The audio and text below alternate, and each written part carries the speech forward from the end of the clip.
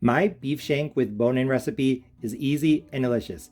If you want to tenderize the meat, soften the bone marrow while preserving the shape of the shank, this one-pan dinner recipe is one you definitely need to try. Let's go over the ingredients. For a 9x13 baking dish, you will need between 2 and 3 pounds of beef shanks, which, if you're not familiar with them, they're just a cross-section of a cow's leg.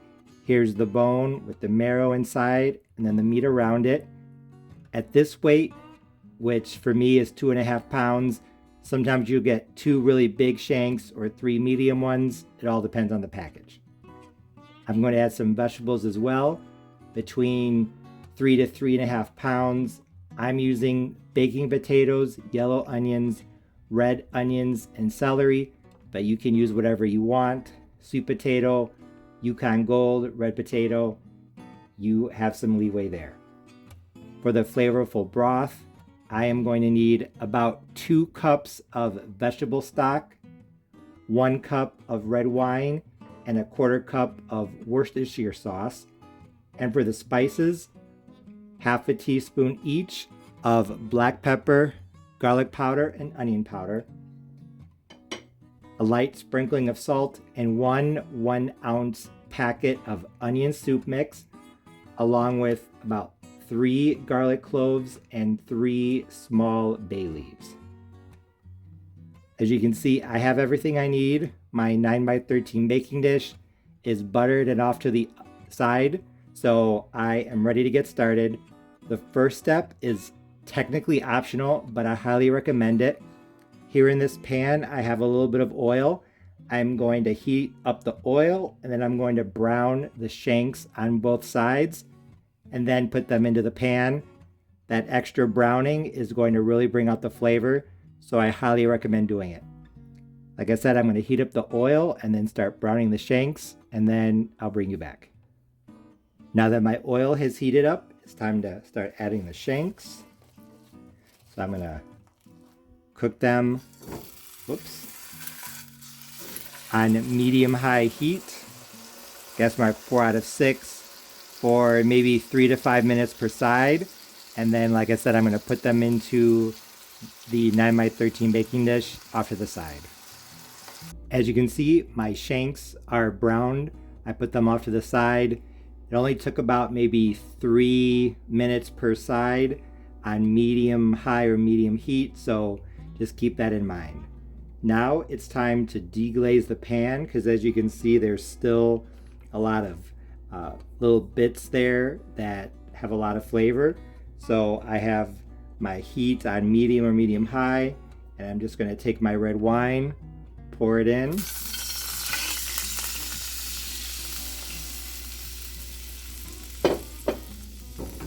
Now I'm just going to stir the pan to get all of those bits up off the bottom.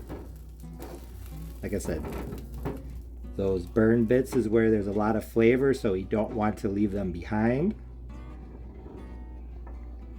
There we go. And also at this point in time, I'm going to take my packet of onion soup mix. I'm just going to pour it in here. Onion soup mix is an extremely flavorful ingredient, so I highly recommend adding it to this roast. It's going to give it a nice old-fashioned southern flavor. I'm just going to stir until it's all combined like this. I'm going to turn off the heat, and I'm going to put this off to the side, and I'm going to start chopping the vegetables and arranging everything in my 9x13 baking dish. I've already gotten most of the potatoes and onions in the dish. I wanted to go ahead and do that real fast off camera so that they wouldn't start oxidizing. But just to give you an idea of what I did, the potatoes I cut round like this, and then I cut them into basically half circles, and that way I can kind of squeeze them in as needed. This pan is definitely full, so honestly maybe I'll just stop there. I do have a little bit of carrot left over from when I made the stock, so I'll just add that as well. The idea with this is to have one layer, have everything in one layer. So to have the beef shanks like this, and then the potatoes and vegetables around it, and not to cover the meat with the vegetables, and also not to have pieces of vegetables on top of each other, because what's going to happen is that when we add the liquid and then we cook this, at first it's going to be covered and it's going to steam, and then I'm going to take off the foil for a little bit so the dry heat of the oven can evaporate that braising liquid. And what it's going to do is that liquid is going to concentrate and be more flavorful, but then these vegetables are going to crisp up on the top and they're going to have a really good texture. But in order for that to happen, you don't want to have them on top of each other. So try to get everything in a single layer. In order to do that, you might have to cut them in kind of an odd form, but trust me, it'll all work out. As you can see, everything is pretty jam-packed. I maybe went a little overboard with the vegetables, but I think it'll be okay. Now I'm just gonna take my garlic cloves and I'm gonna stick them where I can find a spot. There aren't many places where I could put them. This is just for some extra flavor. This one I'll put by the meat.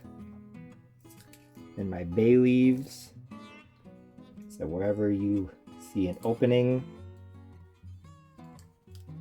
stick them in. My my vegetable stock I already made with bay leaves, so this is kind of a minor detail, but I think bay leaf is one of those things that when it's not in something, what's the way to say this? When it's in something you don't know it is, but when it's missing, you say, hey, what is that secret ingredient? A lot of times it's bay leaf. Now I'm going to start adding the flavorings. I'm going to start off with the red wine and onion soup mix that we used to deglaze the pan. I'm just going to make sure that this is over the potatoes and the meat. Potatoes, as you know, oxidize once they're cut, so you want to work quickly. You want to make sure that this is already done so that you can just ladle it over the top of the potatoes. Now, probably one of the most important ingredients in this recipe, the Worcestershire sauce. If you've never used it, I highly recommend it. It adds beefiness to recipes. It really brings out the beef flavor. So when you're making a beef stew or this beef shank recipe, a little bit of Worcestershire sauce, even though it's hard to pronounce, it's definitely worth adding. The Worcestershire sauce is already salty, so I'm not going to add a ton of salt, but I'm going to do a little sprinkle just because it's the only salt I'm adding. And with the spices, I guess you could add them now or after the vegetable stock, but I'm just going to sprinkle them in now. Like I said, half a teaspoon each of black pepper, garlic powder, and onion powder. If you wanted to do some parsley and oregano, you could do that as well. I've tried that in the past. And last but not least, the vegetable stock. You could just use water, but I think vegetable stock is going to give it more flavor. This is just to add more liquid to the pan so that it almost covers or just barely covers the beef shanks. Beef shanks have a lot of connective tissue, so you need to braise them. You need to cook them on a lower heat for a long time with some liquid. Otherwise, they're going to be very tough. Do not attempt to throw beef shanks on the grill. That would probably make them like shoe leather. So, like I said, you could definitely do water, but this is going to make them more flavorful. I'm going to do a little bit just plain water.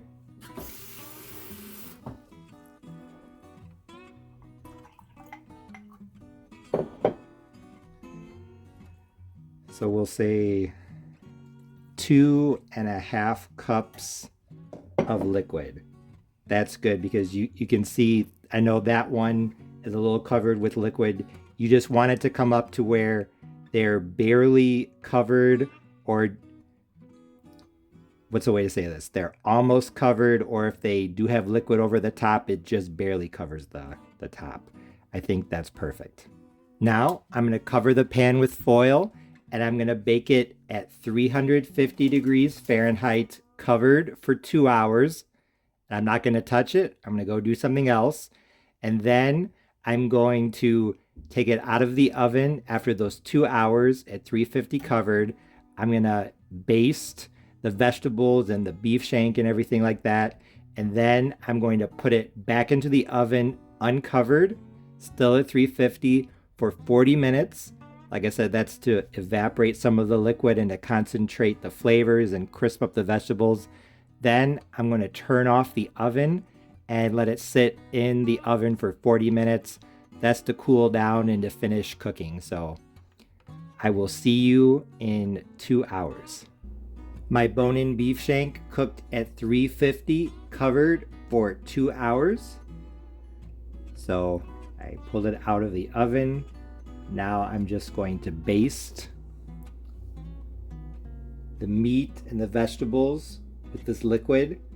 Then I'm going to put it back into the oven, still at 350, uncovered for 40 minutes.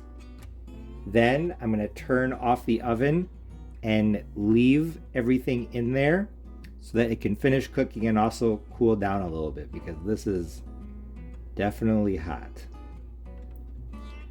My bone-in beef shank has now been cooking in the oven without the foil for 40 minutes.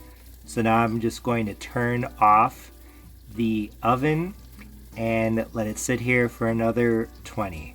As you can see, the braising liquid has reduced down, so it's going to be good. The potatoes are crisping up a little bit. It's going to be fantastic. I just pulled my beef shank with bone-in out of the oven.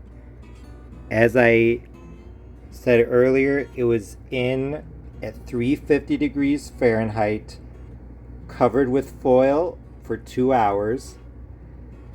Then I took off the foil and I let it continue cooking at 350 for 40 minutes. Then I turn off the oven and I just let the pan sit in the oven as it cooled off for 20 minutes. This looks and smells fantastic. I made some rice to go with this, so I am ready to dig in. As you can see, taking the time to do a low, slow 3-hour braise in the oven really paid off. The meat was falling apart tender and the vegetables were fully cooked, with the potatoes soft on the inside and slightly crispy on the outside. The braising liquid reduced and the bone marrow softened, concentrating and deepening the flavors even more.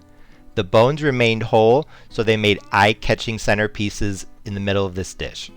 Like I said earlier, I turned off the oven and let it sit there for 20 minutes to finish cooking and then to start cooling off, but as soon as the full 3 hours had passed, I was ready to dig in. Although a 3-hour braise in the oven was a long time to wait, it was definitely worth it, because when I cut the first piece and I took the first bite, I knew that my bone-in beef shank recipe with potatoes was a big success because it was absolutely delicious. First off, let's talk about the flavor. If you've never had beef shank before, I think that the best way to describe it is that it's really beefy. I know you might think that that's a given, but since the shank is part of the leg, a part of the body that the cows use constantly, it has a high concentration of muscle fibers and iron that give it a very strong flavor. Some people liken the flavor to oxtails, so if you like oxtails, you'll probably like beef shank. And although the meat itself tasted very good, I think what really gave this dish most of its flavor was the braising liquid. The Worcestershire sauce being the dominant flavor and the onion soup mix playing a supporting role in the background. In my opinion, Worcestershire sauce is one of those old-fashioned ingredients that really doesn't get the credit that it deserves, because It has an umami flavor that does a really good job of bringing out beefiness. So whether you're making beef shank or a chuck roast or even hamburgers, it's a really good ingredient to add if you want your beef to taste even beefier. And when combined with the collagen and marrow that melted into the braising juices, as well as the spices and vegetables that simmered in it, I can tell you that the braising liquid was extremely flavorful. You don't want to waste any of it, so be sure to serve your beef shank and vegetables with some rice, bread, or even polenta to help soak up those juices. And now that I'm holding the beef shank up to the camera so you can get a nice close-up look, let's talk about the bone marrow itself. Bone marrow has a very unique, deep, rich flavor that's hard to describe, so honestly I think you're just going to have to try it for yourself. Braising the shanks helps it melt a little bit and soften up, so I think it's best served scooped out of the bone and spread onto a piece of bread, so make sure you have some bread on hand. Although the meat and marrow from the bone-in beef shanks were the centerpieces of this dish, let's talk about the vegetables.